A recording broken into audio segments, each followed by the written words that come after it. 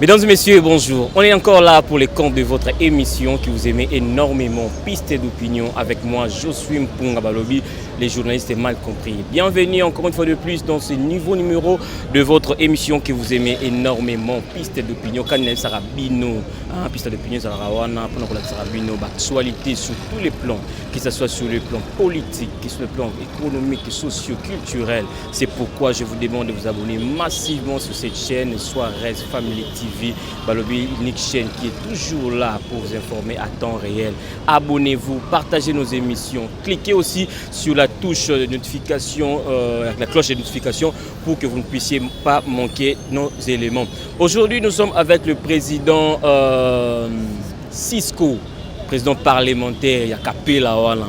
Tant que les gars na bis na transport na Kapela Wana, beaucoup de télé, belle batondi Wana, voilà mutu moko, Balobi président groupe parlementaire.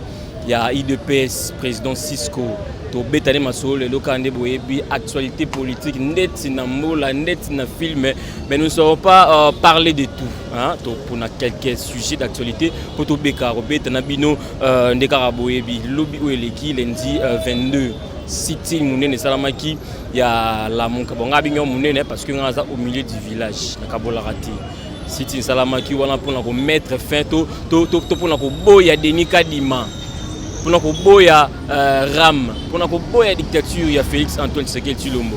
Est-ce que bloc patriotique wana et simbité pourquoi pe makambwana ezo salama et lelo oyo Joseph Kabila muto yo fayulu alobaki moyini ya mboka salaboya lelo basangani balobi ke non ba prêtre ne ba bengi bomba sangana. Est-ce que lelo wana na se wana mamso ezala katite to mekampi ko beta na président Cisco masolo wana to beta sur masolo na président Cisco par rapport et ba vidéo ozo circuler balobi Congo hold up balakisibiso ndenge donc Congo hold up merci beaucoup balakisibiso ndenge bozu ya Congo ezo kende la poche ya mutu mususu.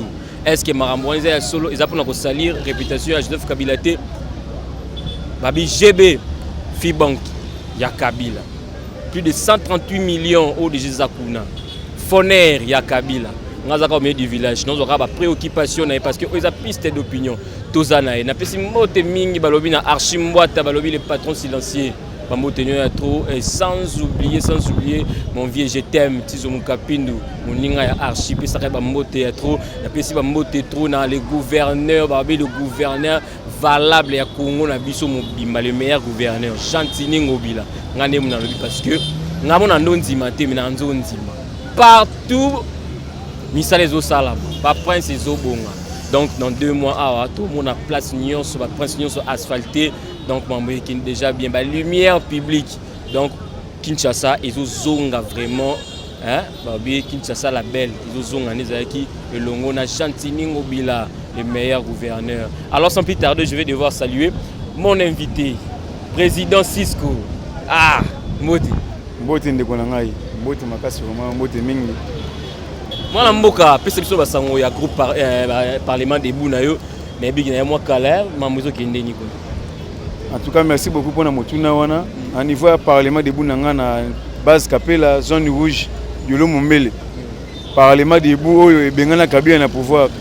Ici Kabila aganga ngo makasi na batu na yolo Mombele zone rouge.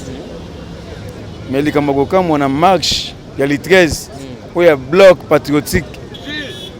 Baleki bana changu bana matete lemba ngaba makala selembau monga fula baleki kianza université ba komi na Kapela ba na ezo ba saccager ba figé à chef de l'état ba komi na Kapela pa na nga ba saccager ba zuba drapeau ba tumbi podium na matela ka ba buki ba figé ma konzamboka pano ba panzi ba tumbi. Donc jusqu'à preuve de compter, moi ça me bien exacté. Mais il mon pour le but que on a zone rouge déjà, plus ça m'a bé. Zone rouge, ils ont opposition parce que mbela tout papa et Cheng c'est donc le manoko boaka. Oh attends à boaki ville morte, à boaki marche. Ils ont qui milliers pe secteur pe zone oyo. Et ben ko exécuter à la lettre. Ils ont qui yolo mombeli. Donc Kabila qui yolo mombeli zone rouge. Donc parlement de base Kapela la zone rouge. Est-ce que bon ba l'équipe ba saccager ba buki nyonso. Baleki wana basakaje babuki nyonso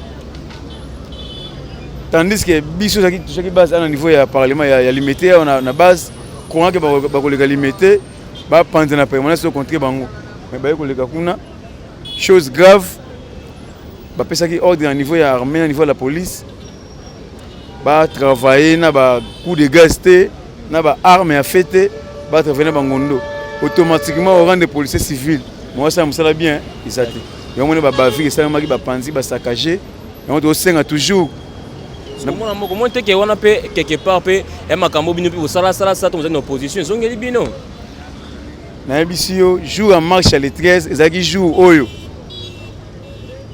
Lamuka 5 FCC taba bina balabala ba rendre hommage na Félix Tshisekedi Tshilombo chef de l'État parce que ba rendre hommage parce que jour yango nde bango ba comprendre que véritable démocratie na véritable état de droit ils a restauré na kati ya Congo parce que ça qui dit jamais vu na pouvoir à Fachi bobani marche na bino en VIP en douceur, zéro coup de gaz, zéro coup de balle, zéro blessé, zéro mort.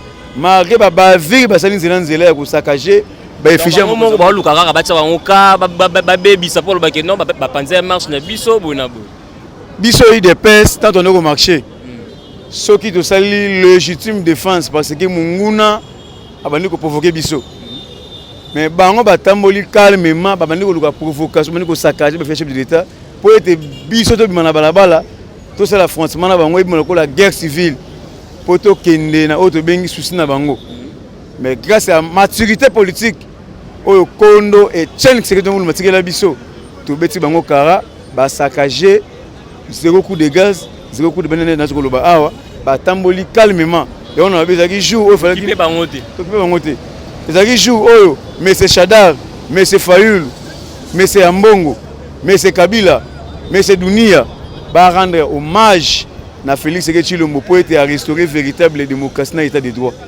Merci beaucoup à toi, le pasteur Kalé. Balobi pasteur Kalé, Kalé, na peso bamoto ya trop place aux alliés. Bonheur Kala, la bamoto ne trop, Arlis Safi, bamoto ne trop. Nous sommes avec le président Cisco. Président Cisco, tout le temps solo, il y a bloc patriotique. Le bloc patriotique, est-ce que ça réussite ou échec? Parce que balobi il faut bango babo ya dictature, il y a Félix, il y a le président Félix Tshisekedi. Il faut babo ya politisation na seni. Babo ya ba taxe na bino boyela bango sinon bango oui bango taxe mbolia bato mbongo ba ram na bino wana bo bino mo bosali ma na bino wana balobi denika di mape alongo basangani basali bloc patriotique lobi zaki deuxième manifestation na bango wasaki sitting analyse nyo ko sala lelo oyo Kabila basangani na Lamuka basala bloc patriotique analyse. Avant de répondre aux questions na yo na yina me un peu ko expliquer yo bit ya bloc wana lelo oyo Lamuka 5 FCC basangani po ete basala bloc patriotique balo baseni et comme dépolitisé. Mais Kabila était au pouvoir pendant 18 ans. Chadar était vivant, Ambongo vivant, Fayulu vivant. Batikala koyesa Kabila était mukolo moko te seni et comme dépolitisé. Baluka dépolitisation ya seni. Batikala koloba yango te parce que seni ezali institution d'appui à la démocratie. C'est indépendante. Indépendant. Institution d'appui à la démocratie oyo gérer ba politique. Yo mona wapi. Entraîneur ya basket, a ko entraîner ba jouer à football. Et ça la mawap. Institution zo comme ba homme politique, et zo comme ba politique et comme en politique. Ils ali discours moko bidon. Et puis zo mamu yaram. Makamu yaram projet yaram et ça na depuis régime ya Kabila. Parce que monde entier ba foutara ba taxe de rémunération. Pour chaque Congolais, il faut chaque peuple en Mboka faut contribuer à la construction en Mboka naé. Mais ba chaki taxe ram moyena $1, $2 basoko kata pour être esunga en facement en Mboka. Mais ba kota mola pona ram ezali discours moko bidon. Lelo o ne bisao bit ya bloc ezali nini? Pourquoi l'FCC Lamuka 5 monte aux enchères? Parce qu'ils ont déjà leur cahier de charges dans la main. Ils cherchent tout simplement la dialogue. Dans leur cahier de charge, c'est le pour ça parce que bino babi ba pouvoir na bango. Donc ba réformer l'institution bolingité siko ba li ba tchène ce qu'on pandi vraiment que non bozo sous moyen bozo en 2023 té dialogue ni bazo.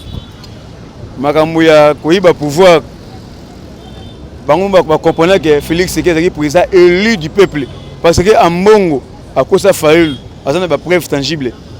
Mais elle n'a pas prévu en athée. C'est pour audio peut à la caille biso to qui ont pété. Même ba audio oyo show la abaka nango jusqu'à preuve de contraire tout le monde va prévu en athée. C'est pour vous dire que c'est tout pire simple distraction. Mais dans une zone nationale expliquer ce clair. Au comprendre pourquoi ils montent aux enchères. Ils cherchent des dialogues parce qu'ils ont les cahiers de charges dans la main. Dans les cahiers de charges c'est bien mentionné. Dans quatre cahiers de charges baby qui va commettre ba bavure moko grave na mboka oyo. Baza prêté pour l'élection de Konangaï. Ils ne sont pas prêts pour les élections, pour aller aux élections. Baza prêt pour le dialogue. C'est pour cela Baza multiplier la marche. Baza multiplier conseil na balabala, ba koulou na ba chèque moyena 5000 francs congolais, ba bima na balabala. Parce que congolais. Donc des ba yépé kuna na la muka soit na bloc patriotique, ba ça peka bambo. Ba 5000 francs congolais. Chaleur, là on a émission les gars pas de chaleur, to foot peut-être sur la chaleur vraiment. To ko lo ba yango te zo yawana.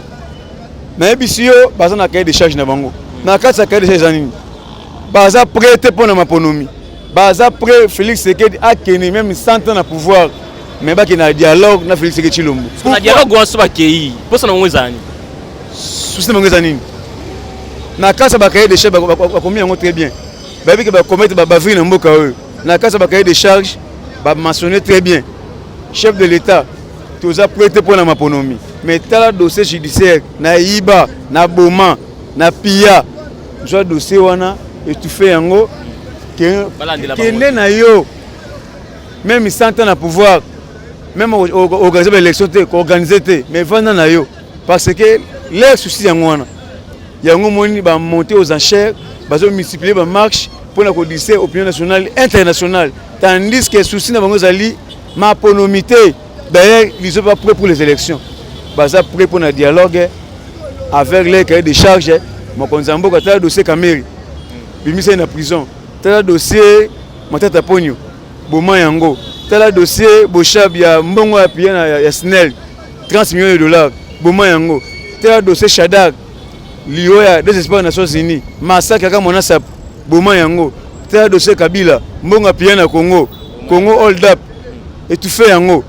Il y a un dialogue, ça a un mandat, même après 30 ans, organiser l'élection, pour mériter derrière tout une union sacrée. L'air souci, je ne vais pas fouiner dans le passé, mais la justice doit faire son travail. Nous, on va passer par prisonnier en ciel ouvert, Baza Kobang en prison, Baza Kobang en Zala.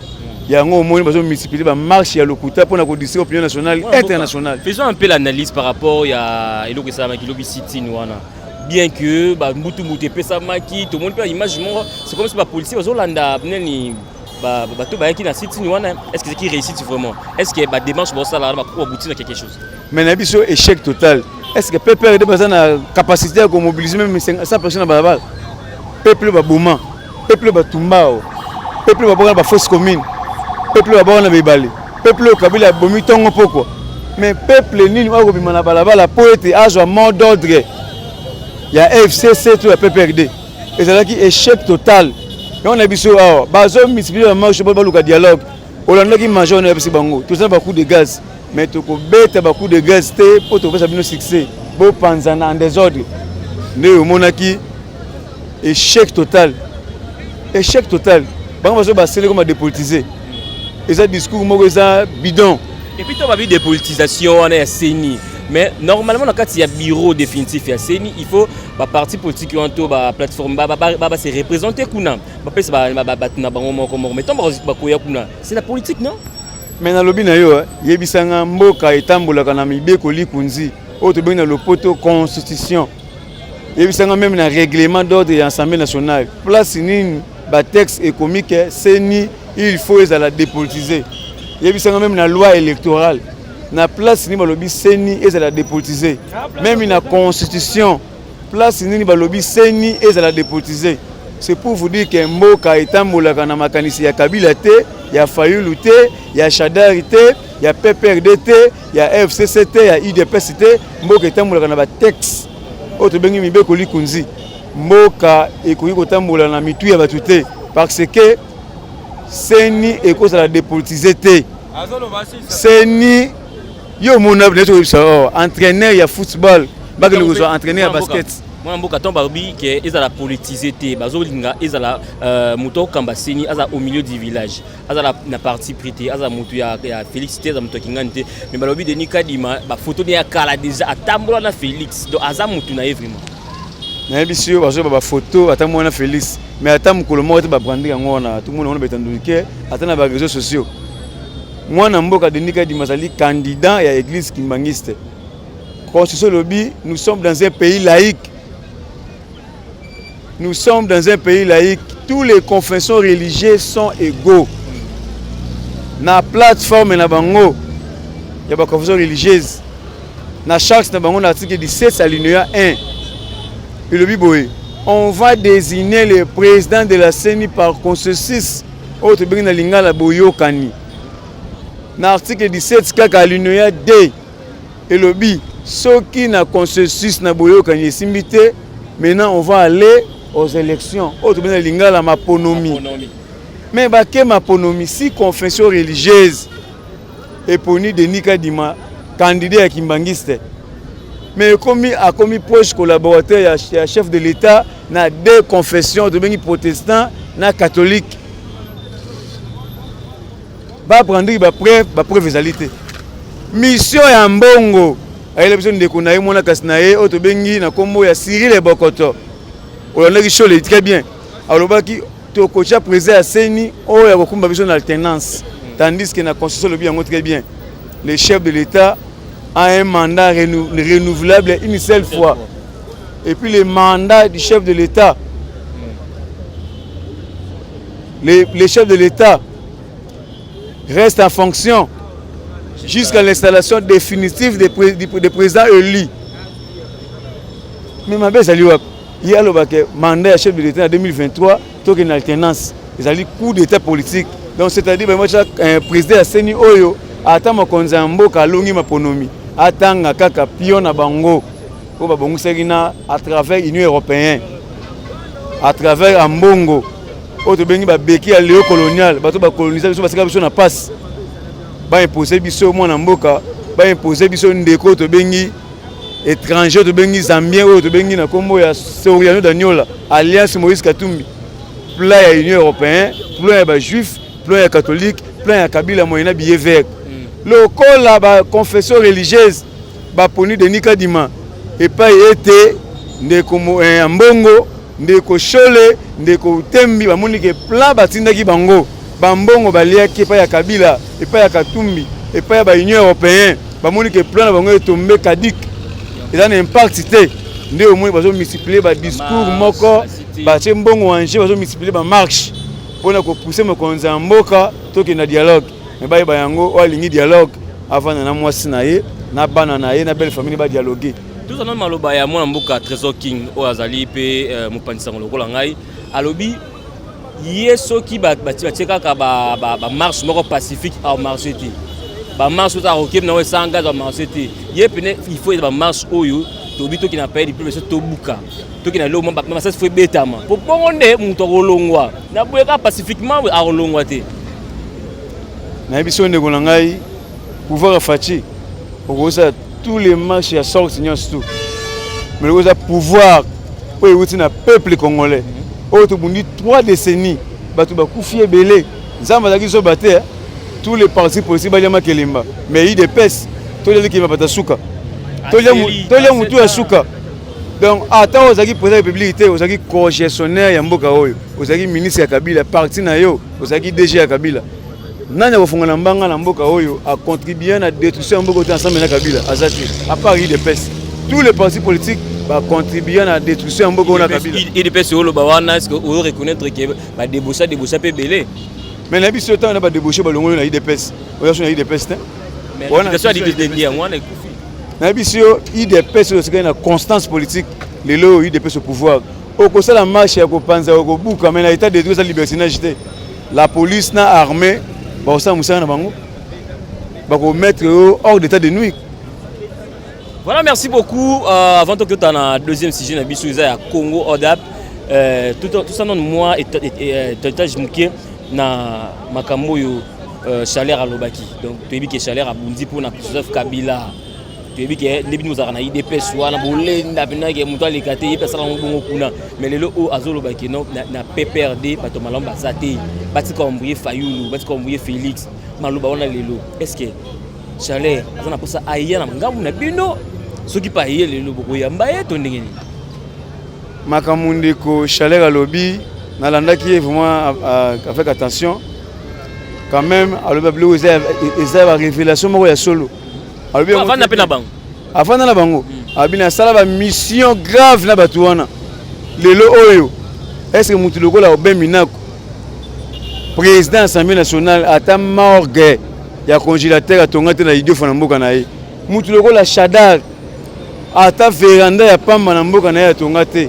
Est-ce que Shadar asa modèle ata mona balabala batika ko distraire Fayulu batika ndeko Félix Sekedi asala mandat na ye calmement mboka etambolaka na alternance Kabila sali par na ya kei bakosi Kabila ba distraire Kabila lelo véritable congolais Félix Sekedi Chilombo aye na pouvoir batika ye calme a diriger mboka calme atonga mboka calme ninga sali kotonga alobi yango très bien marché de le 13 ils allaient qui marcher ils allaient partager à côté à 5000 pour que ça va fazer ba kuluna na balabala na sima Shadar et puis à 5000 ba fazer ba kuluna na bolongo na sima ya batu wana baza ko luka dialogue ba poste ministériel parce que nzala se kangi bango so taki na marche wana au moins la Shadar longi nzala sa kondi au moins lisanga bonga le bumune me longi nzala wa aibi mingi bon bomba kité na biso bas ba makangu na ba mona ne militama ba makangu na ba chama na ba GB na ba bon vent mais pourquoi pas déménager mango les biens mal qui ne profitent à rien mbongo ba yibaki nyonso keka bona basa pembe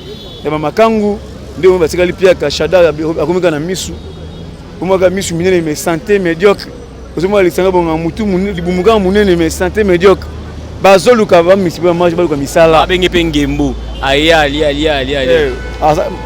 pas même constance politique azana manque ya constance politique ya zoluka dialogue on a sengna mokonza mboka afandisa Kabila Fayulu Shadari na Félix baki na dialogue ya banga ministre na dialogue pour na politique azana ndoko ndakala ana pour politique te mais ba dialogue pas ministre ah ma ministre ya pour na dialogue mais bango la pouvoir IDPS to ko dialoguer na banti valeur te tout le cas na consultation to identifier ba criminels ba génocidaires ba sanguinaires to rejeter tous les sanguinaires tous les miib tout ça l'union sacrée bato bazana vision mokonza mboka au mokonza bato sala to misala ba umbu ya peuple congolais bana misala ya peuple congolais to faire avancer mboka point ba lelo Shadar et Chaleur plutôt sorbi ina UDPS boyamba mais parti politique ko tjali kolomon ezali banda mo na kati parti politique bis na ezali adhésion ezali volontaire neti ye penza neti ye mais ça congolais to ibamba sala te Chaleur to ibamba sala moko azali congolais makambo sala ezo engagé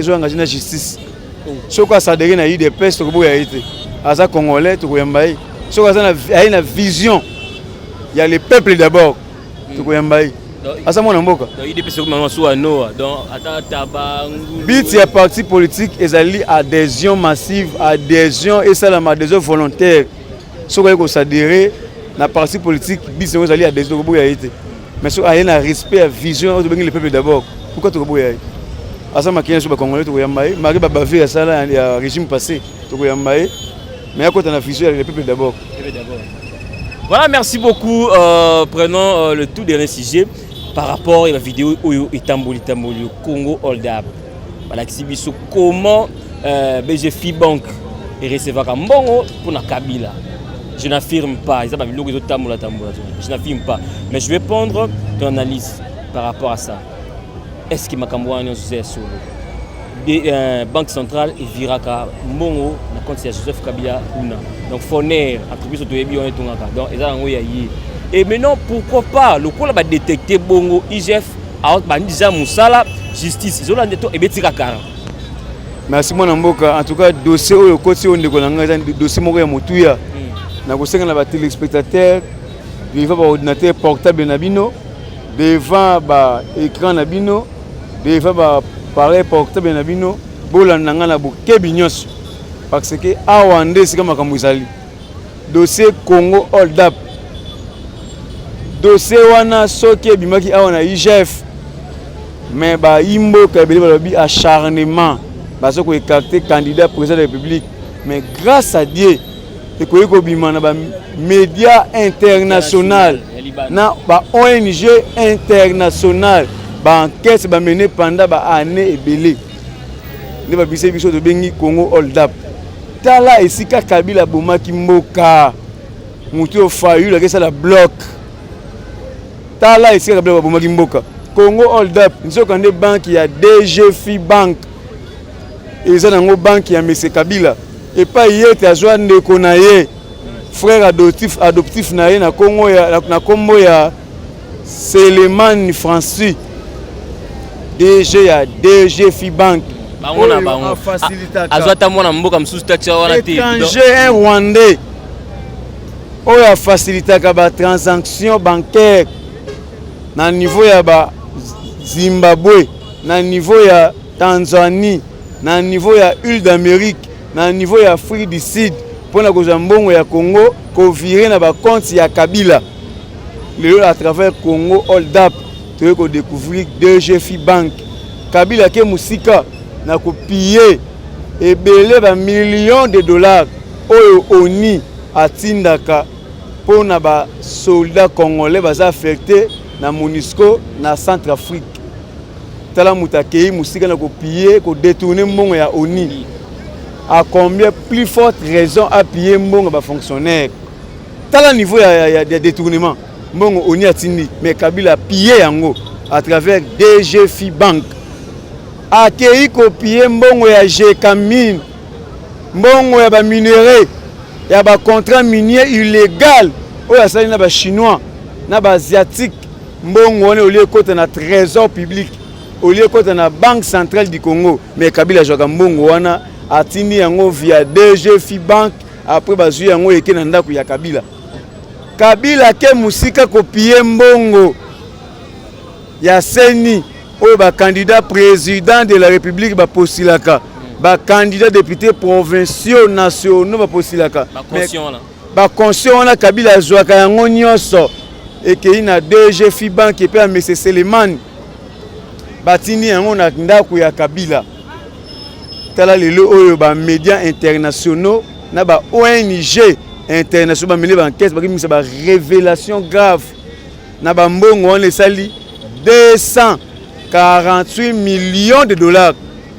Ba mbongo esengele ko na trésor public et les na banque centrale mais c'est Francis Seleman frère adoptif ya Kabila yende a détourna kayango basala société moko écran na kombo ya Sid Oil yango wana nde bazoka bambongo wana batindiki yango kuna bango ba virer na ndako ya Kabila société wana écran existaka te ezali société moko ya 2-3 personnes na kati ya ndako ba tia ordinateur bazali ko faciliter auto bengi évasion fiscale oyo bengi blanchissement de capitaux oyo bengi détournement ya mbongo ya mboka.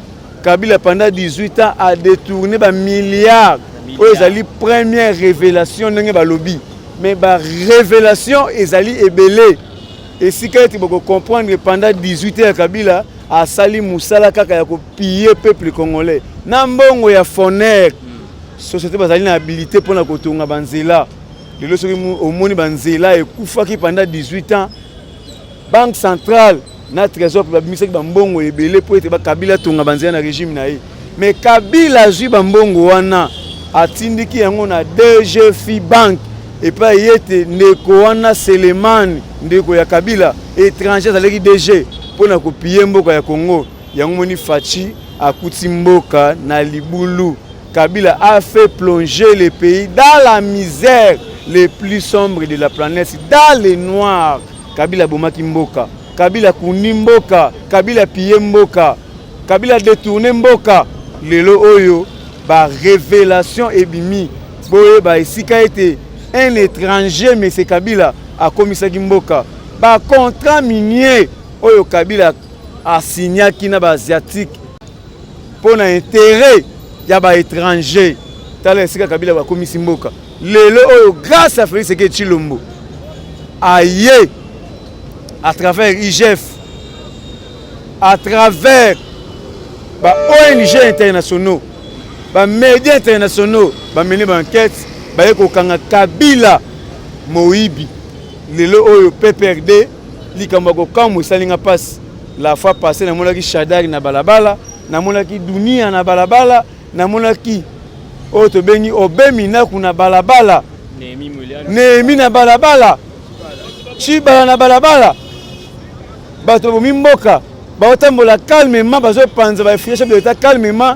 bazolia ba beefsteak ba hamburger bazomela ba champagne en pleine marche menzo kande Congo hold up yeko bima lelo ndeko Fayulu akoyebisa ba congolais nini akesanga na assassin na criminel na génocidaire na voleur de tout le temps na Pierre oya bomi mboka oya pie mboka lelo oyo Fayulu okoyebisa ba congolais nini Congo hold up yango eye bolo bacharnement mwana mboka nalobi boye aba révélation déjà ebimi est-ce que IGF abandi musala et puis il faut balanda ba trace nyonso wana balobi na banque centrale ni ebane ko virer na période wana est-ce que batu nyonso wana IGF to Justin so aza capable ya kozonga basusu pour akanga ou bien Alexandre onga bongo pour tout monde pe belé nanga musu balobi que IGF a ça 2 poids 2 mesures bato ngamu wala ne osambisa bango zo kanga bango soki bato koto bon mais Kabila siko abimi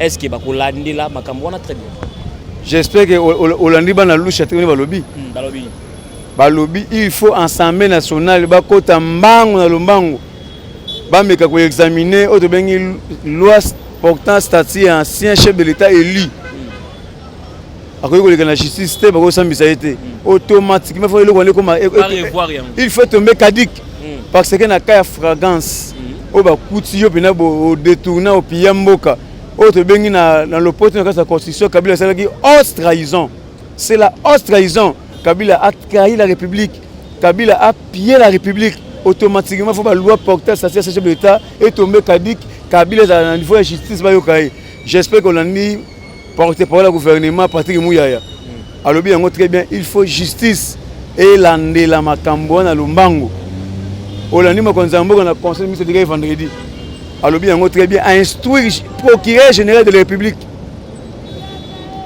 balandela batu wana surtout motali ba contrat minier ozaki signé illégal balandela batu wana lombango parce que basali musaka ko piyemboka dossier ya Kabila ekoleka inapercité makonzambo ka jouer na hausse politique aboya ki bala ya kangi Kabila non mabe ya Kabila nde ko ya temps o bakolandela ngo basala yango parce que déjà coup constitutionnel a c'est d'aranaye déjà na dossier Matata Mponyo a déclaré déjà incapable par rapport à dossier wana est-ce que aussi il est caloncaté dossier Matata Mponyo coup constitutionnel a déclaré qu'il est incompétent incapable était incompétent azan habilité te ya kosambisa un sénateur parce que coup constitutionnel hier azali pour ko juger président de la République en fonction na premier ministre en fonction mais Matata Mponyo autant ça ba commenter ba vie wana ba détournement wana azalaki premier ministre yango moyaki dossier le na niveau ya cour constitutionnel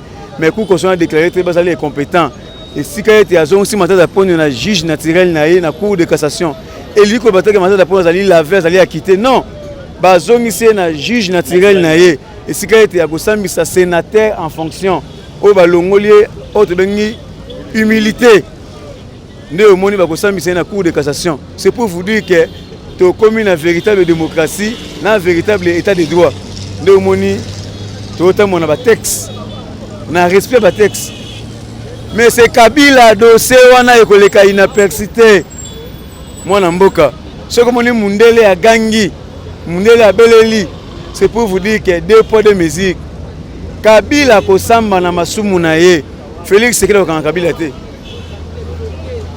justice nde okanga Kabila par rapport à bavire oh mais c'est Kabila sali par rapport à détournement mais c'est Kabila piyemboka par rapport à crime oh Kabila sali na Congo mais M. Kabila kozala devant juge naturel nae bakosambisa ye abonné du forme Mamunde attend par rapport à temps pour tout beau sanati. Na bisio eza procédure moko administratif. Dans l'administration, il faut qu'on mène une enquête pour réunir tous les documents pour mettre Moutu aux aveux, pour mettre KO. Donc, tu vois, Kabila na haute politique a fait ce que Chilombo à cause de la coalition. Parce que Kabila a pillé ce pays pendant longtemps. Tout Sangana, tout ça la coalition. Pour maîtriser Kabila au Congo. Lelo yo, Mindele bakomi koye la Kabila. Pour être bas sur un milliard. Oyo Kabila piyaki na Congo. Mbongo Mobutu piya na Congo yebisanga mwana Mobutu ni a récupéré 1 milliard. Nyonso ke na Mindele. Procès à Bema na niveau de CPI ba piller mbongo nyonso tout. Mais lelo oyo Félix Sekechilomba comprendre que Kabila a pillé ce pays pendant 18 ans plus que M. Mobutu oyo a pillé Congo pendant 32 ans.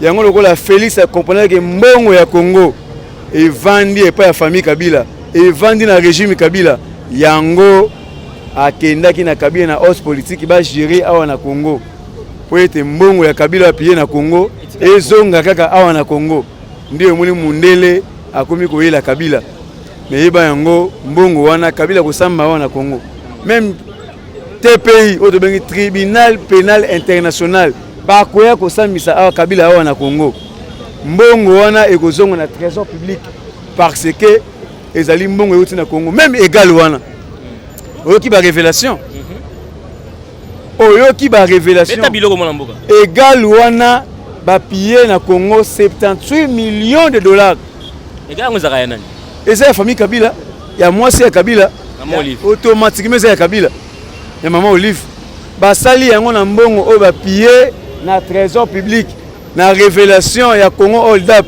ba expliquer yango clair Kwanza entreprise obengi na Kwanza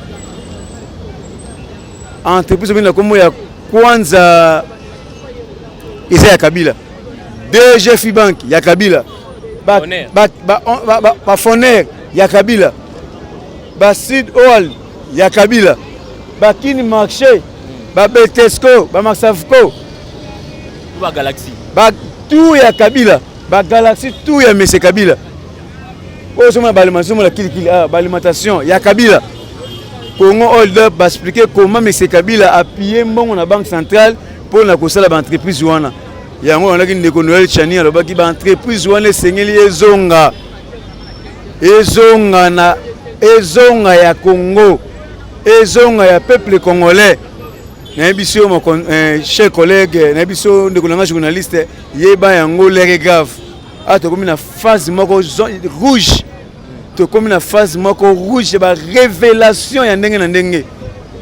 Congo Olda bakenda ko corrompre na BCDC pour faciliter la transaction bancaire. Mais DG à BCDC belge a rejeté yango. Mais la révélation bimi est belé. N'abisio l'un de ces 4 matins au comprendre ndenge makambo za kokende. N'abisio na prochaine édition autre solangana yo na ko expliquer ba congolais o baza libanda ba diaspora o baza na kati o baza na ba continent différent ba ko comprendre to uti wapi to komi wapi na détournement M. Kabila. Voilà beaucoup de révélations par rapport à Congo Hold Up mais aussi ngaka na justice na biso za molo mbangu asala bato wana fwa kindara mbongo mboka foti kana mboka to soki c'est un élément par rapport à diminution à 30 des institutions.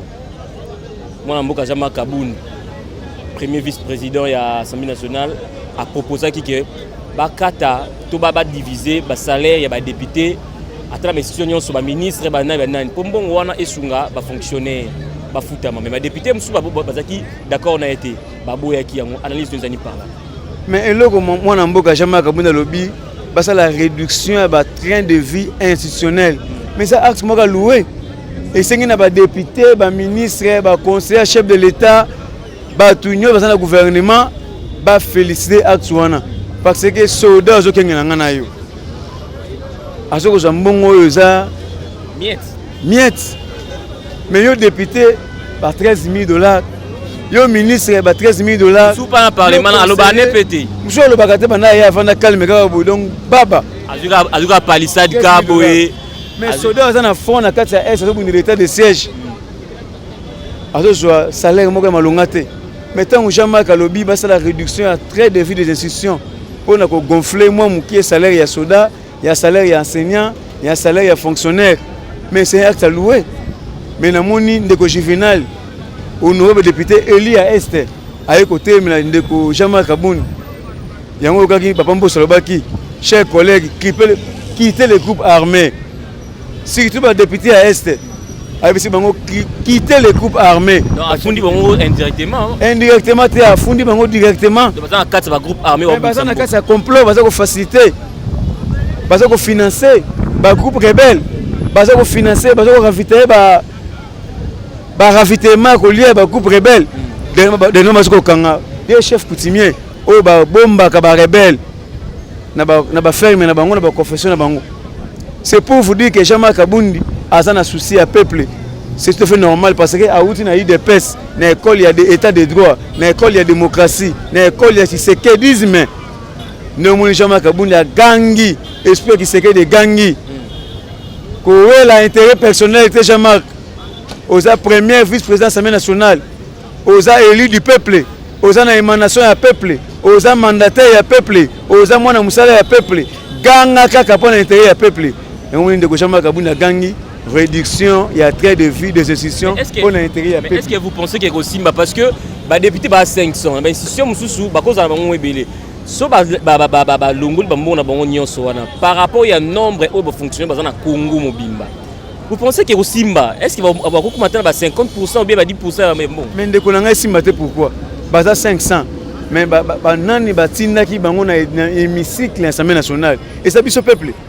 Mais là Jean-Marc Kalobi ezali pour l'intérêt de biso peuple. Automatiquement il faut Simba parce que biso no tina bango kuna.